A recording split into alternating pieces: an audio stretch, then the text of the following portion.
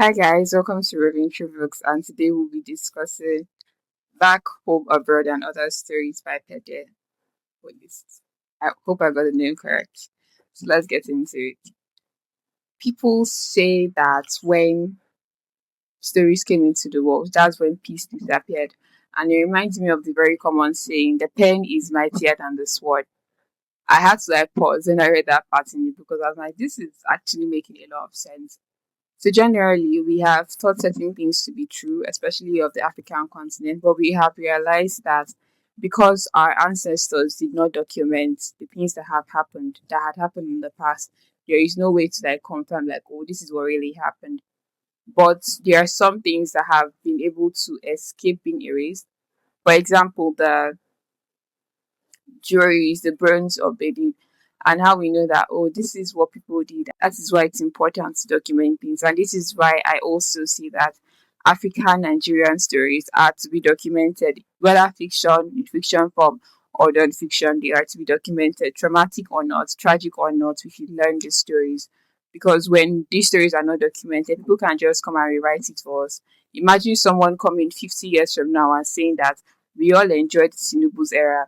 Tinubu's era was peaceful. There was no bloodshed.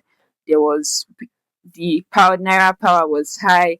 You could buy a lot of things with 500,000 naira. You could survive on a salary of 300k per month. Imagine someone saying that 50 years from now. That is why it's important for us to document. In these stories, we learn in one story that Japa seems to be the end to all means of success, but it is not the case for everybody. It's not everybody that goes overseas that their land is now greener. No, some people have to struggle more.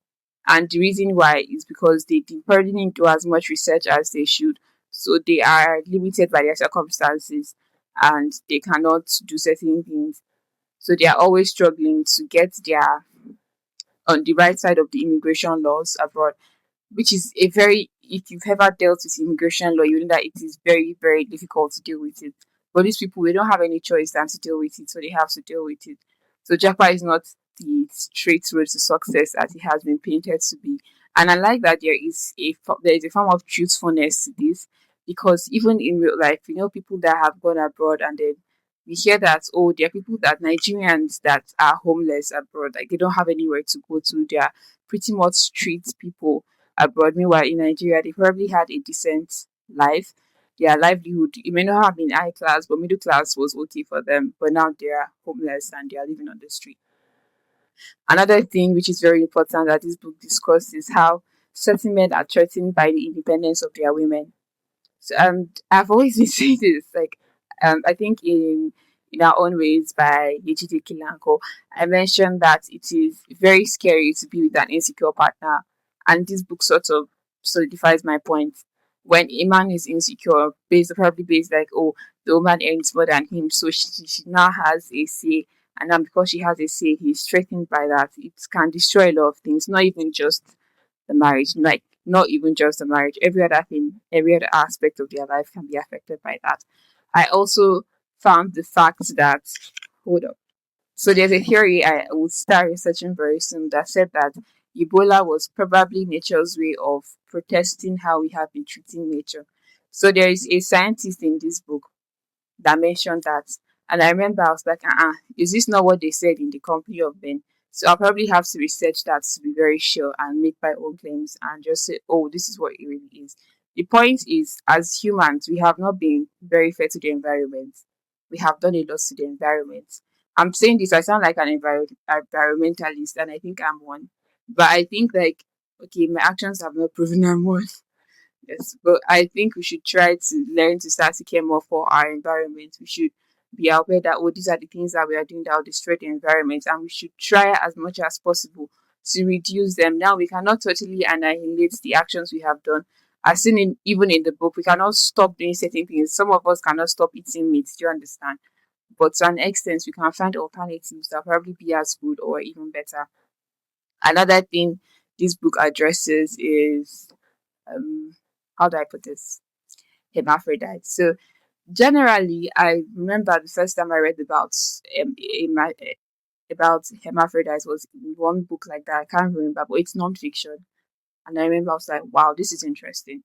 So when I saw one again in this story, I was like, interesting. And the first fiction book that I saw that talked about hermaphrodites was Indian, based in India, and this is African. So I went, okay, this is something that truly, truly exists, and I like the fact that they were represented here.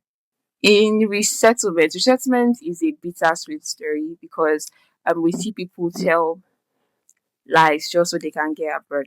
So this man coaches his family, he coaches himself, coaches his wife, coaches his son and his daughter that, oh, when we go to the immigration office, this is what I want you to tell them so that they will say that, oh, our case is there and we need to be located, we need to be taken out of Africa. So he tells his daughter to lie that she's been raped because people will feel very moved by that than by any other person's story. And yeah, that happens. But we see how desperate people are to leave the country. This man has no job. Like his job is to secure a way to leave the country. That is his own job. His wife goes to fend for the family, but him is going to the immigration office every time just so that he can get updates and get his family out of the country. And by the end of the story, we learn that through a very sad means, they eventually get their visa. I think a very touching part of the story, this collection of stories, is when he mentions street children. And we see how to these street children are seen just as numbers, even to their own family members. Because I remember something happening in the book, and I was like, why are you people acting like this? Like, these are people, and they were not regarded as people, not even by their own family members. It was very, very sad. And it's very important that we recognize that street children are people. They are humans just like us. The only difference is that the circumstances they were born in is not as favorable as the one we were born in. I when I first saw reviews of this book, some people were like, "Oh, it's a 3 out of 5 star read," but I like how much it has made me think. I like how much research I am going to make because of this book. I like that it is very educative. I did not know, like I knew that people lied to get visas because I'd already read Behold the Dreamers, right? So I was like, okay, but seeing it play out like this, it was just too blatant. Like the lie was very, very, it was doing me somehow. I was like, like I know that situation in Nigeria is in Africa generally, in many parts of Africa, not every part, because Africa actually has grade. Sadly to say, Africa has grade. But yes.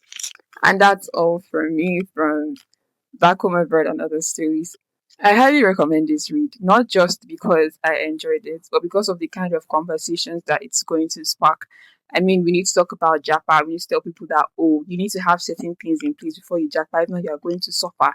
People should know that. People should know that, oh, these are the ways to avoid your jackpot going in vain. People should know that, oh, in case you want to travel and you want to stay, these are certain steps to take. People should be enlightened, and we need to talk about street children. They are more than numbers. We need to talk about Ebola and really, was it truly nature's way of resisting what we had been doing to the environment?